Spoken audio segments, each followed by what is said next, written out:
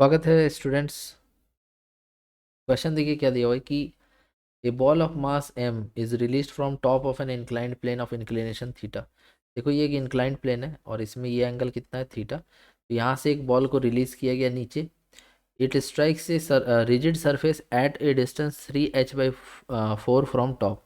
तो ये top position है और ये इस पोजीशन तक ये जो हाइट है ये है 3h/4। ठीक है। तो what is the impulse imparted to the ball by the rigid surface. तो ये रिजिड सरफेस के द्वारा बॉल को कितना इम्पल्स मिलेगा वो हम लोग को बताना है। ठीक है। तो देखो इम्पल्स जो होता है वो होता है चेंज इन मोमेंटम। क्लियर है।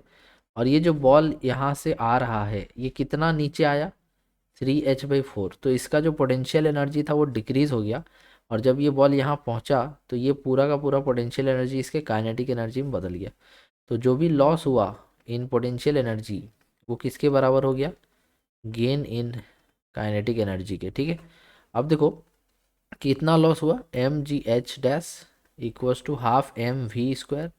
तो यहाँ से हमको पता चल जाएगा कि बॉल जा करके उस सरफेस को कितने वेलोसिटी से स्ट्राइक करेगा। m कट गया तो v equals to √2gh। h कितना है 3h/4 है।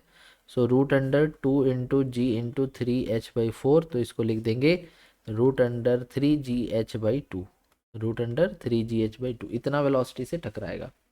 अब इस क्वेश्चन के अकॉर्डिंग इलास्टिक कॉलिजन है। तो अगर इलास्टिक कॉलिजन है तो सपोज करो कि v वेलोसिटी से टकराया। तो जब ये लौटेगा तो लौटने वाला वेलोसिटी भी कितना हो जाएगा v हो जाएगा। ठीक है। दोनों वेलोसिटी जितना से आया था उतना ही से वापस लौट जाएगा। इलास्टिक कॉलिजन है यहाँ पे। ठीक है ना। दूसरा जो वो रेस्ट पे है ये दीवार है तो v से आया था v से चला जाएगा।